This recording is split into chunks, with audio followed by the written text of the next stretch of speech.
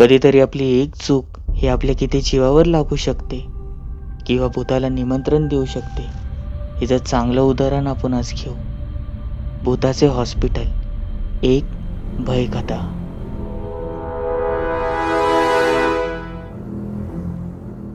पण आपण आपल्या चॅनलला सबस्क्राईब केले नसेल तर सबस्क्राईब करायला विसरू नका. बेल नोटिफिकेशन नक्की दाबा. वैभव, राहुल आणि इम्रान, 3 घट्ट मित्र. नुकताच ते 4थं वर्ष हे पास झाले होते आणि आता डॉक्टरकीची प्रॅक्टिससाठी त्यांना एका हॉस्पिटलला जायचे होते. त्यांनी नवीनच हॉस्पिटल जॉईन केले. त्या हॉस्पिटलच्या प्रिन्सिपलनी म्हणजेच मुख्यालयाने सांगितले की हे बघा, तुम्हाला इथे फारसं काही करता येणार नाही, पण हो, आम्ही सांगेल तेवढेच काम करा. तिघही आपले काम करू लागले. त्यात वैभव हा अतिशय मस्तीखोर मुलगा होता. तिथेच त्यांचे ते वॉचमॅन हे चांगले ओळखीचे झाले होते. त्यांचे नाव होते राजू. आणि स्पष्ट एक दिवशी त्यांना समजले की राजू चाचा हे कोणावर तरी बोलत होते आणि कळत न कळत त्या राजू चाचाच्या तोंडातून एक गोष्ट निघाली. आपला तो 5वा माळा हा का बंद आहे माहिती का? कारण की तिथे बोलतात की तिकडे एका खोलीमध्ये एक भूत आहे. वैभवने ही गोष्ट ऐकली आणि धावत धावत इम्रान आणि राहुलला सांगितले. इम्रानचा यावर विश्वास नव्हता, पण राहुलला थोडीफार उत्सुकता होतीच. त्यात वैभवने सांगितले की आपण ती खोली खोडायची, पण त्याची चावी फक्त राजू चाचाकडे होती. म्हणूनच या तिघांनी मिळून राजू चाचांना विनंती केली की आम्हाला तिकडची चावी द्या. पण असे होणार नव्हते. राजू चाचांनी स्पष्ट नकार दिला. राहुल आणि इम्रानने तो विषय तिथेच थांबवला. पण वैभवच्या मनात काही वेगळी डाळ शिजत होती. कळत न कळत एकदा रात्रीचं त्याची ती ड्युटी असताना त्याने एका आपल्या मित्राला आणले आणि वरती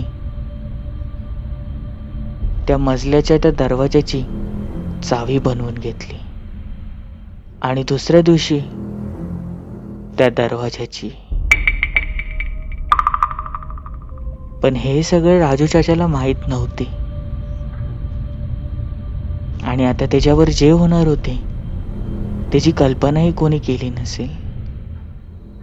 अमावस्याची ती रात्र होती. राहुल आणि इम्रान हे आपल्या घरीच होते, पण वैभवची ड्युटी असल्यामुळे तो हॉस्पिटलला आला होता. कळत न कळत त्याने आपला सगळा स्टाफ पाहिला, पण कोणाचे लक्ष नव्हते. रात्रीची 1:30 ते 1:30 ती वेळ. सगळे झोपी गेले असताना एक नजर वैभवने राजू चाचांकडे टाकली आणि तसाच वरती गेला त्या 5व्या मंजिलवर. तिने तो टाळा उघडला आणि अक्षरशः तिकडे फार धूळ होती. तो तसाच आत गेला आणि त्याने पाहिले खोली क्रमांक 4. वैभवला अक्षरशः तिथे शंका होती की तिथे कदाचित सोने वगैरे काही असेल आणि त्याने हळूहळू ती किल्ली त्या टाळ्यामध्ये घुसवली आणि तो टाळा त्याने चालू केला.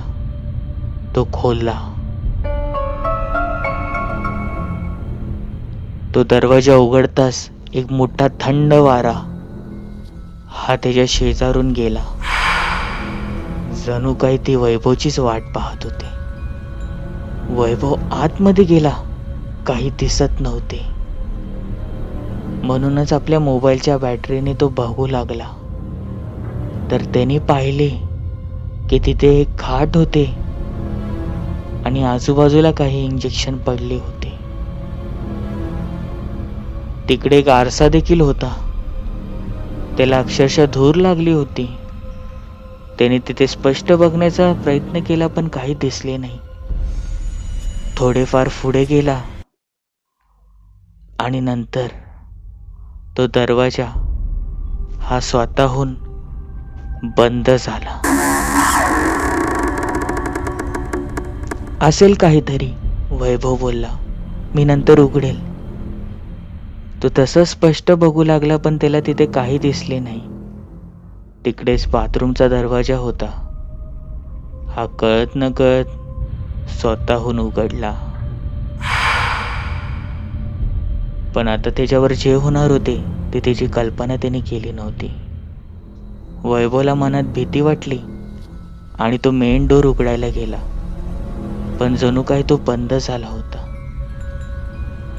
आणि त्या बाथरूमच्या त्या काळ्या सावलीमधनं काहीतरी चमकू लागले आणि 2 डोळे दिसू लागले आणि एक विचित्र हसण्याचा आवाज येऊ लागला.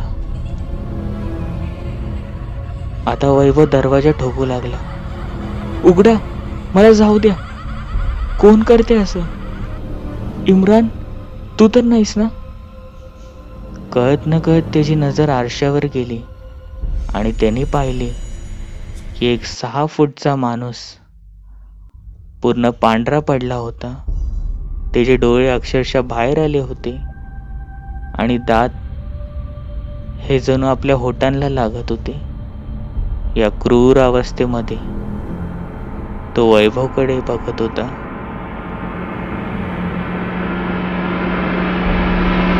दुसऱ्या दिवशी वैभवला हे दोघंही भेटले, पण वैभवचा अवतार हा बदलला होता. वैभव आता विचित्र वागायला लागला होता. कधी आपल्या स्वतःच्या हाताला ही जखम करत होता, तर कधी पेशंटचा गळा दाबण्याचा प्रयत्न करत होता. एवढंच की काय, तर एक दिवशी तर त्याने हद्द पार केली. वैभव हा अक्षरशः आत्महत्या करण्याचा प्रयत्न करू लागला. हॉस्पिटलच्या काही स्टाफने त्याला वाचवले. इम्राननी आणि राहुलने त्याला खूप समजवले, पण एक दिवशी डॉक्टरने ठरवले की वैभवला आता सायकॅट्रिकची गरज आहे. त्याला तसेच तिकडे ॲडमिट केले. वैभवचे हात हे दाबण्यात आले, पण सहज तो बोलू लागला. काय रे राजू, विसरलास का तू तुझ्या भावाला कसा दगाफटका करून ती शेती मिळवली होती? एवढं त्याने ऐकलं आणि राजू चाचा हे शांत बसले. तशीच नजर वैभवची हे इम्रान आणि राहुलकडे गेली. विशेष म्हणजे तिकडच्या स्टाफ मेंबरचे खूप सारे गुपित हे त्यांनी बाहेर काढले. तो बोलत होता क्रूर आवाजामध्ये.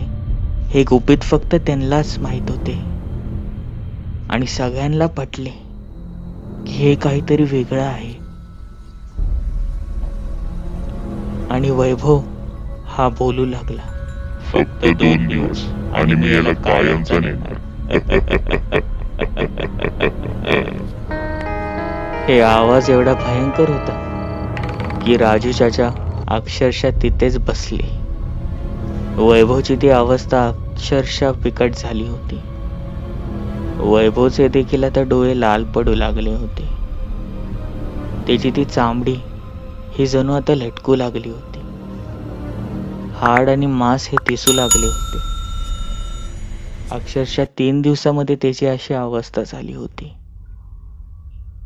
पण हद्द तेव्हा झाली जेव्हा 10 माणसं पकडून सुद्धा वैभवने एक वेळ या सगळ्यांना बाजूला केले आणि तिकडचे खाट उचलले.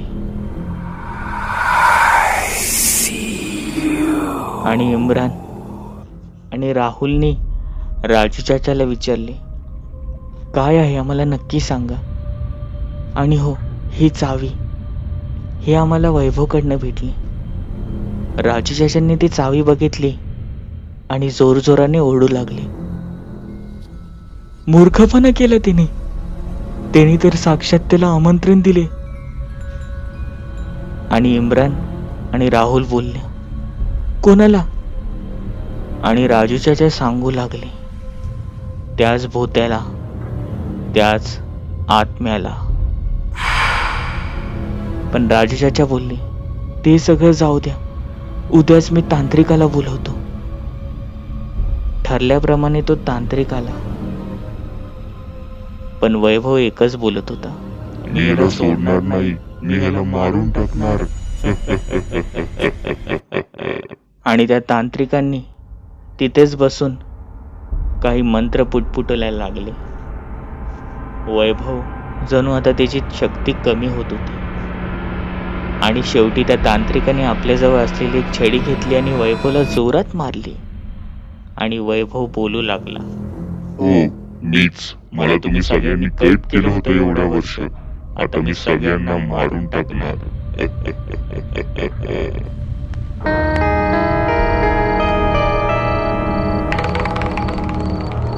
आणि राजू चाचा बोलले, अरे त्या लहान मुलाचा कशाला तू जीव घेतोय, जाऊ दे त्याला. पण वैभवच्या असलेल्या त्या शरीरामध्ये तो सुभानराव बोलला, नाही सोडणार याला. पण त्या तांत्रिकाने मोठे मंत्र पुटपुटले आणि वैभवच्या असलेल्या त्या शरीरामध्ये त्या भूताची ताकद कमी केली. आणि आपल्याजवळ असलेले ते गंगाजल काढले आणि त्याच्या शरीरावर शिंपाटले. तो अक्षरशः वेदनेने किंचाळू लागला. आणि त्याच वेळेला त्या बाबाने एक काचेची बॉटल काढली. त्या खोलीमध्ये अक्षरशः लाईट ही बंद चालू होत होती. नकारात्मक शक्ती ही जणू तिथे अस्तित्व दाखवण्याचा प्रयत्न करत होते. पण त्या बाबांनी ती बॉटल काढताच ते बाबा क्रूर आवाजात बोलले, बस झालं तुझं, आता ये यामध्ये, नाहीतर. पण जणू काय माहित, त्या हसत असलेल्या त्या अवस्थेमध्ये ते भूत त्या बॉटलमध्ये येऊन बसले. आणि राजू चाचांनी त्या बाबाच्या काहीतरी कानामध्ये सांगितले. ते बाबा तसेच त्या 5व्या फ्लोअरवर गेले, त्या खोलीमध्ये गेले आणि ते बॉटल ठेवून आले. त्या बाबांनी सांगितले की जर याला कुठेही ठेवलं असतं तर तसाही तो पुन्हा एकदा बाहेर आला असता. त्या बाबांनी ते खोलीचा दरवाजा बंद केला, तिथे मोठी रेष ओढली, काही छोटी पूजा केली आणि त्या क्षणी बाहेर आले आणि बोलले, आता इथून पुढे आत कोणी जाऊ नका. पण इथं दिवसानुदिवस वैभवची तब्येत खालवू लागली होती. आणि एका दिवशी वैभवने ते शरीर सोडले. तो हे जग सोडून गेला त्या भूतामुळे.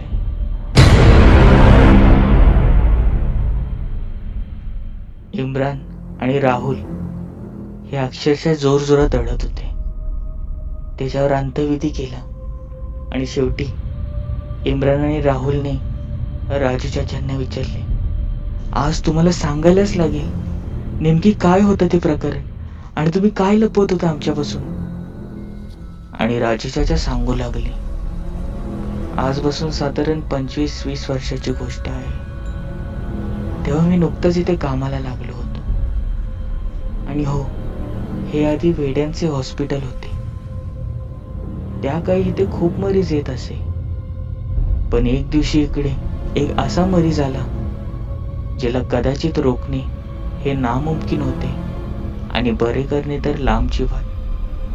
तो जेलमधला एक कैदी होता. तिला इथे आणून त्याच्यावर उपचार सुरू होते. सहज एक दिवशी कळत न कळत त्याचे हात सुटले. त्याने तिथेच असलेल्या त्या धारदार शस्त्रांनी डॉक्टरांना मारले आणि हळूहळू दिसेल त्याला मारत सुटला. जवळजवळ 20 पेशंटला मारले आणि त्याला कळले की त्याने काय चूक केली होती. तो त्या 5व्या फ्लोअरवर गेला आणि त्याच खोलीमध्ये त्याने स्वतःचे हात हे कापून घेतले आणि स्वतःच्या पोटामध्ये एक सुराख उपसला. पण मरताना त्याने प्रण घेतले की मी कुणाला सुखाने जगून देणार नाही. आणि तो तिथेच मेला. काही दिवसानंतर खूप जणांना त्याचे अस्तित्व जाणवू लागले. त्या 5व्या फ्लोअरवर कोणाला तो दिसत असे तर कोणाला असे वाटत असे की तो त्यांचा गळा पकडत आहे. कधीतरी तो डॉक्टरला मारत असे वाटत होते. काहींची तब्येतही खालवू लागली होती. म्हणून एका मांत्रिकाला बोलवून तिथे मोठी पूजा घातली आणि तिला तिथेच कायमचे त्या खोलीमध्ये बंद केले. पण वैभवने ती खोली उघडली आणि तो मुक्त झाला. वैभवची ती एक चूक ही त्याला किती भारी पडली होती हे आपणच पाहिले. म्हणून कधीतरी मोठ्यांनी काही निर्बंध घातलेली जागा आणि वस्तू तिथे जाण्यास टाळा. ही कथा कशी वाटली मला नक्की सांगा. आयडी आहे tejas.story इंस्टाग्रामची. आणि हो, चॅनलला सबस्क्राईब आणि लाईक करायला विसरू नका. बेल नोटिफिकेशन नक्की दाबा. भेटूया पुढील भागांमध्ये.